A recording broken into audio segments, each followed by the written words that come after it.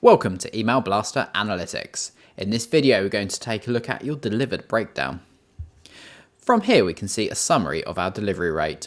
So on this campaign, 97.5% of emails were successfully delivered, and that was only a 2.5% bounce rate. We can click on these to see who they were, and likewise for your bounce rate.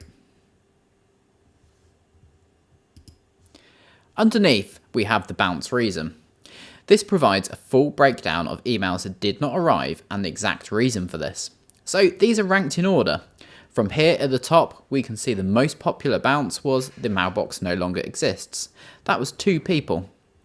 Bounces are automatically managed for you by the software, so there's no need to manually worry about removing bounces and removing them from future sends. We can click on each of these rows here to discover which email addresses bounced. So from here we can see these are the 2 email addresses that bounce when mailbox doesn't exist. If you wanted to view a complete list, we can just click on View All.